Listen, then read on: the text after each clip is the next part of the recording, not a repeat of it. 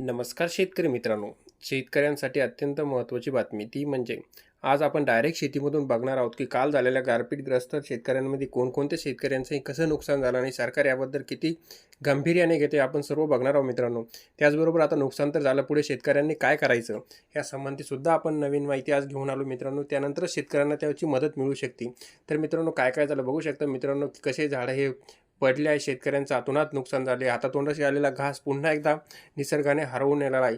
आणि सरकार काय गांभीर्याने घेते का नाही हे सर्व आपण बघणार आहोत. सरकार का नुसतं राजकारणामध्ये व्यस्त आहे आणि शेतकऱ्यांचे चाललेले हाल सरकार बघतं का नाही.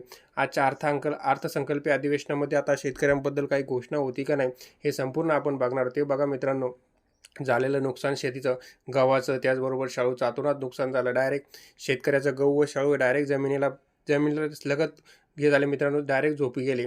तर मित्रांनो, जे शेतकऱ्याचं पीक आता 2-4 दिवसात शेतकऱ्यांना मिळणार होतं, त्या सर्व पिकाचं आता नुकसान झालं. शेतकऱ्यांच्या पदरी फक्त मिळाली ती म्हणजे निराशा.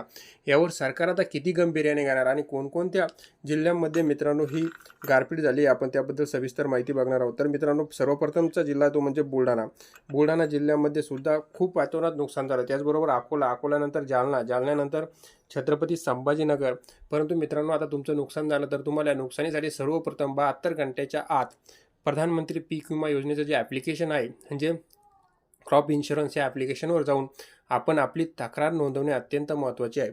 जर का आपण आपली तक्रार ही नोंदवली नाही तर मित्रांनो, तुम्हाला नुकसान भरपाईचा ₹1 मिळू शकत नाही. त्यामुळे 72 घंटेच्या आत नुकसान झाल्यापासून आपल्याला तक्रार नोंदवणे अत्यंत गरजेचं आहे.